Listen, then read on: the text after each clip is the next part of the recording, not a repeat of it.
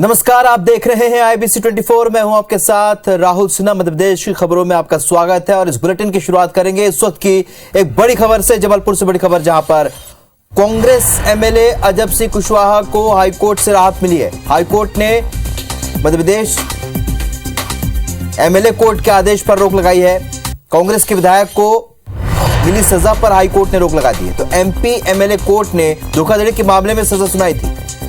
सुमावली से कांग्रेस के विधायक है अजब सिंह कुशवाहा, जिन्हें हाईकोर्ट ने राहत दी है।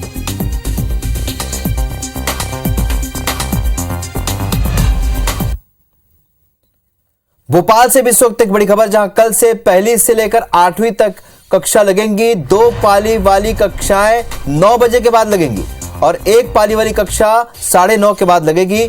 बढ़ते ठंड के चलते क्लासेस नहीं लग रही थी। जिला शिक्षा अधिकारी ने इसे लेकर आदेश जारी कर दिया है। बड़ी खबर भोपाल से, अब कल से कक्षाएं लगनी शुरू हो जाएंगी।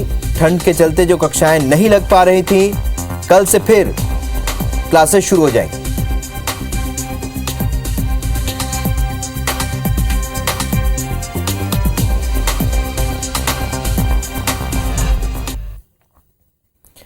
और अब आइए आपको बताते हैं कि आने वाले 24 मिनट में क्या आखिरकार मध्य प्रदेश में क्या कुछ हुआ है। राजधानी भोपाल में आतंक और उपद्रव का आश्चर्य पर्याय बन चुके कुख्यात बदमाश जुबैर मौलाना को स्टंट करना महंगा पड़ गया। पुलिस ने इस बार बदमाश को अनोखी सजा सुनाई। और किस तरह का स्टंट था और क्या सजा दी गई है, देखिए इस रिपोर्ट में। शेखी कितनी भी बघार लो, फंदे में आओगे तो पिस जाओगे। तुम्हारी हर शैतानी पर हर बार सजा एक सबक होगी। सड़क को सड़क नहीं समझा, अब्बा हुजूर का खरीदा मैदान तो नहीं है ये। नियम कानून तोड़कर आम लोगों की जिंदगी से खिलवाड़ करोगे तो सजा मिलनी तय है। ये तस्वीरें भोपाल की हैं। साथियों के साथ स्टंट करता ये कुख्यात बदमाश जुबैर मौलाना है। ये स्टंट और मौज मस्ती इसको महंगी पड़ गई। वीडियो वायरल होने के बाद केस दर्ज हुआ। पुलिस आयुक्त मकरंद देउस्कर ने अपनी कोर्ट में पेश हुए केस की सुनवाई करते हुए जुबैर मौलाना को किसी प्रकार के निजी 2 पहिया वाहन और 4 पहिया वाहन चलाने और उसकी सवारी करने से प्रतिबंधित कर दिया है। 1 साल की अवधि तक जुबैर मौलाना एक स्थान से दूसरे स्थान तक जाने के लिए सार्वजनिक ट्रांसपोर्ट की बस या एम्बुलेंस और 3 पहिया ऑटो रिक्शा का इस्तेमाल कर सकेगा।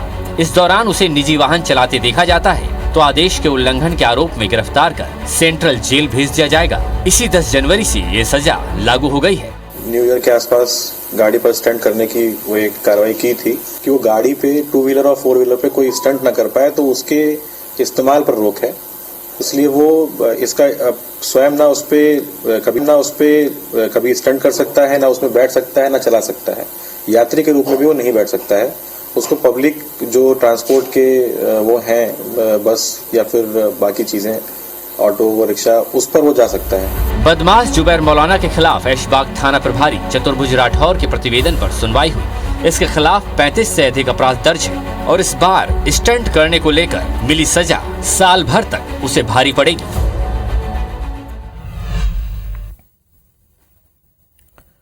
खरगोन के भगवानपुरा में असामाजिक तत्वों ने शांति भंग करने की कोशिश की और यहां मंदिर में मूर्तियों को खंडित किए जाने से लोग आक्रोशित हैं।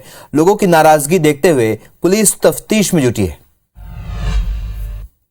यह है खरगोन जिले के भगवानपुरा थाना इलाके का आदिवासी गांव पीपल झोपा। यहाँ अज्ञात आरोपी ने महापाप किया है। खेड़ापति हनुमान मंदिर में हनुमान जी और नंदी भगवान की मूर्तियों को खंडित किया गया। घटना के बाद ग्रामीणों में भारी नाराजगी देखी जा रही है। घटना के विरोध में मंगलवार को पीपल झोपा गाँव में बंद का आह्वान किया गया। सैकड़ों ग्रामीणों ने धरना भी दिया। ग्रामीणों ने चेतावनी दी है कि 2 दिन में आरोपी को नहीं पकड़ा गया तो चक्का जाम और थाने का घेराव करेंगे। हम पीपल झोपा के सारे ग्रामवासी थाने पे आकर और FIR कराई है और जल्दी से जल्दी जो भी अज्ञात व्यक्ति है या व्यक्ति का समूह है, उनको जल्दी से जल्दी प्रशासन कार्रवाई करे। उनको हमारा ये कहना है कि अगर इस पर आगे तुरंत कार्रवाई नहीं होती है तो कल से यहाँ बीच सड़क पर चक्का जाम किया जाएगा। इधर पुलिस डॉग स्क्वाड और FSL की टीम की मदद लेकर आरोपी की खोजबीन में जुटी है। सुरक्षा के मद्देनजर गांव में भारी पुलिस बल भी तैनात किया गया है। वहीं पुलिस के आला अधिकारी इस घटना को लेकर कैमरे के सामने कुछ भी बोलने से इनकार कर रहे हैं।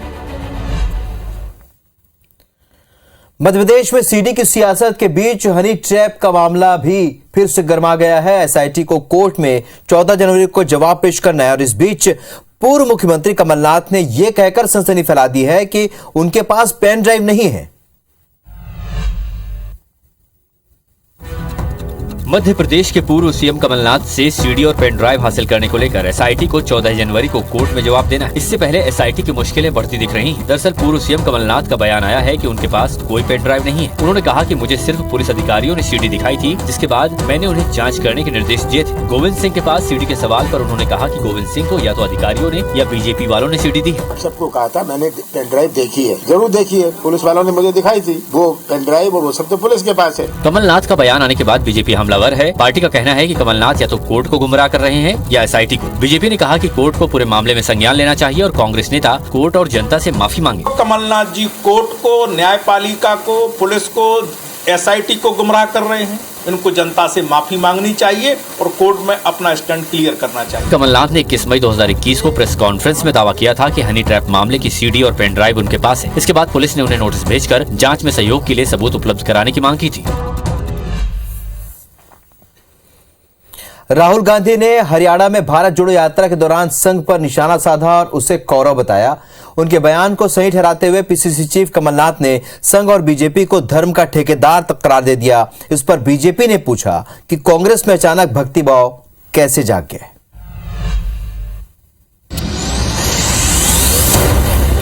कौरव पर सियासत, कलयुग में महाभारत।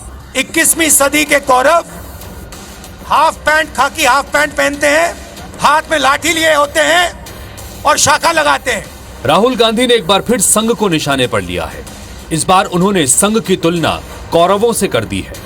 इसके साथ ही केंद्र सरकार की नीतियों पर भी सवाल उठाने से नहीं चूके।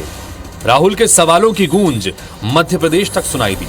पीसीसी चीफ कमलनाथ ने राहुल के बयान का समर्थन किया और बीजेपी आरएसएस को धर्म का ठेकेदार बोल बैठे। बीजेपी को कांग्रेस का ये रुख रास नहीं आया और पार्टी के प्रदेश मंत्री रजनीश अग्रवाल ने कांग्रेस को कटघरे में खड़ा कर दिया। राहुल गांधी जी ने जो तुलना करी है उन्होंने कौरव से नहीं करी। उन्होंने बताया बीजेपी और आरएसएस का तो ये रूप है कि वो कहते हैं हमारी एजेंसी है, धर्म की एजेंसी हमने ली हुई है। कमलनाथ जी, आप और आपकी कांग्रेस पार्टी अचानक से ये भक्ति भाव क्यों प्रदर्शन करने लगी है? आपकी पार्टी वही है जिसके नेता कपिल सिब्बल कहते थे भगवान श्री राम का मंदिर 2019 के पहले नहीं बनना चाहिए। बहरहाल कांग्रेस भारत जोड़ो यात्रा को गैर सियासी यात्रा बताती रही है। ऐसे में सवाल है कि राहुल गांधी गैर सियासी यात्रा में राजनीतिक बयानबाजी क्यों कर रहे हैं? क्या भारत जोड़ो यात्रा के जरिए चुनावी एजेंडा सेट किया जा रहा है? यदि ऐसा है तो राम और शिव के साथ पौराणिक पात्रों को क्यों याद कर रही है कांग्रेस? क्या राहुल बीजेपी के वोट बैंक में सेंधमारी करना चाहते हैं? ऐसे और भी सवाल हैं जिन पर दोनों ही पार्टियां अपनी रणनीति तैयार करने में जुटी हैं। Bureau report IBC 24। इंदौर में 3 दिवसीय प्रवासी भारतीय सम्मेलन का आज समापन हो गया। राष्ट्रपति द्रौपदी मुर्मू ने विभिन्न क्षेत्रों में उत्कृष्ट कार्य करने वाले प्रवासी भारतीयों को सम्मानित किया। वहीं कल से 2 दिवसीय ग्लोबल इन्वेस्टर समिट का आयोजन भी इंदौर में शुरू होगा। इंदौर में प्रवासी भारतीय सम्मेलन के तीसरे और अंतिम दिन राष्ट्रपति द्रौपदी मुर्मू ने विभिन्न क्षेत्रों में उत्कृष्ट कार्य करने वाले 27 प्रवासी भारतीयों को सम्मानित किया।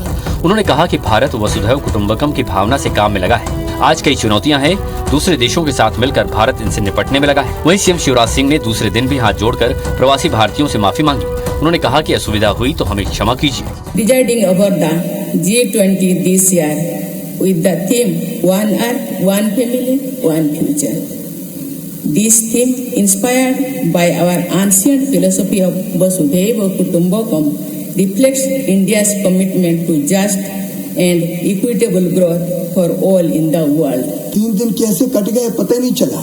मन सोच के भारी हो रहा है कि आप चले जाओगे। मैं दोनों हाथ जोड़ के आपसे माफी मांगता हूँ। अगर कोई असुविधा हुई तो दोनों हाथ जोड़ के आपसे माफी मांगता हूँ। हमारे प्यार को हृदय में रख के जाइए और हमें क्षमा कीजिए। बहुत बहुत धन्यवाद। वहीं इंदौर में बुधवार से 2 दिवसीय ग्लोबल इन्वेस्टर्स समिट का आयोजन शुरू हो रहा है, जिसमें 68 से अधिक देशों के बिजनेसमैन इन्वेस्टर्स के साथ ही देश के 68 से अधिक उद्योग समूह ने शामिल होने की सहमति दर्ज कराई है। साथ ही 6000 रजिस्ट्रेशन भी हो चुके हैं। प्रदेश की 6 कंपनियों ने 9617 करोड़ रुपए का निवेश प्रस्ताव भी सरकार को दिया है। इधर इन्वेस्टर्स समिट को लेकर पूर्व मुख्यमंत्री कमलनाथ ने निशाना साधा। हम तो स्वागत करते हैं जिनका भी जो भी इन्वेस्टमेंट समिट में आए, पर आप केवल भाषण से ही इन्वेस्टमेंट नहीं आ सकता। एक और जहां चुनावी साल में सरकार की कोशिश है कि वो प्रदेश में निवेश लाकर रोजगार के मौके बढ़ाए, जबकि विपक्ष सरकार की नीतियों को लेकर लगातार घेरेबंदी कर रहा है। और अब खबर विदिशा से, जहां रिश्वतखोरी से परेशान शख्स ने कुछ ऐसा किया जिसकी उम्मीद कम ही होती है। देखिए इस रिपोर्ट में। ये उम्मीदों की गुल्लक है, ये बेहतर कल के लिए जमा की जाने वाली रकम की गुल्लक है, ये बच्चे की बचत की गुल्लक है। और आज ये गुल्लक रिश्वतखोरी से निजात दिलाने की गुल्लक बन गई। तस्वीरें विदिशा की, जहां कलेक्ट्रेट में चल रही जनसुनवाई के दौरान एक पिता अपनी बेटी का लाडली लक्ष्मी में नाम दर्ज करवाने के लिए गुल्लक लेकर पहुंचा। दरअसल पीड़ित अपनी बेटी का लाडली लक्ष्मी में नाम जुड़वाने के लिए अपने ही गांव के सरकारी दफ्तरों के कई चक्कर काट चुका है, लेकिन लचर सिस्टम की वजह से बेटी का नाम लिस्ट में शामिल ही नहीं हुआ। इतना ही नहीं, पीड़ित ने आंगनबाड़ी कार्यकर्ताओं पर 800 रुपए तक खर्च कर दिए, लेकिन वहाँ भी निराशा हाथ लगी। थक हार कर पीड़ित ने जन सुनवाई का रास्ता चुना और अपनी बेटी की गुल्लक यानी पिगी बैंक को उठाकर उसे रिश्वत के तौर पर विदिशा कलेक्टर को देने के लिए निकला। इसके बाद पीड़ित ने कलेक्टर से मुलाकात की, जहां कलेक्टर ने अब जल्द से जल्द नाम जुड़वाने का भरोसा दिया है। छिंदवाड़ा पहुंचे बीजेपी के नेता और मध्य प्रदेश पिछड़ा वर्ग आयोग के अध्यक्ष गौरीशंकर बिसेन ने कमलनाथ की जमकर तारीफ की। कांग्रेस से बीजेपी में आए सिंधिया की तारीफ के भी उन्होंने पुल बांधे। ये है मध्य प्रदेश पिछड़ा वर्ग आयोग के अध्यक्ष गौरीशंकर बिसेन। कई बार अपने बयानों को लेकर सुर्खियों में रहते हैं। अब जब वो छिंदवाड़ा पहुंचे तो पूर्व सीएम कमलनाथ की तारीफों के पुल बांध दिए। बिसेन ने कहा कि केंद्र में मंत्री रहते हुए कमलनाथ ने छिंदवाड़ा और प्रदेश का मान बढ़ाया है। उन्होंने ये भी कहा कि कमलनाथ केंद्र के कद्दावर मंत्रियों में से एक थे। उनके पास बड़े बड़े विभागों का जिम्मा रहा है। बीते 2 से 3 दशकों में छिंदवाड़ा मध्य प्रदेश की राजनीति का केंद्र बिंदु रहा है। और कमलनाथ जी लगातार यहाँ के माननीय सांसद निर्वाचित होकर के गौरव की बात है कि छिंदवाड़ा के माननीय सांसद हमारे जी केंद्र सरकार में मंत्री रहते हैं। बिसेन यही नहीं रुके, उन्होंने ज्योतिरादित्य सिंधिया की भी प्रशंसा करते हुए कहा कि ज्योतिरादित्य सिंधिया मूछ के बाल है, आप कहाँ के हैं मुझे नहीं मालूम, वो हमारे लिए गौरव है। ज्योतिरादित्य मूछ के बाल है, आप काहे के आप जानो। पहले रियासत को देख लीजिए, श्रीमती राजमाता सिंधिया के कार्य को देख लीजिए। दरअसल पिछड़ा वर्ग आयोग के अध्यक्ष गौरीशंकर बिसेन अमरवाड़ा और हर्रई के दौरे में थे, जहां उन्होंने जनप्रतिनिधियों के साथ प्रशासनिक अधिकारियों की बैठक भी ली, जिसमें अधिकारियों की गैर मौजूदगी से खासे नाराज भी दिखे।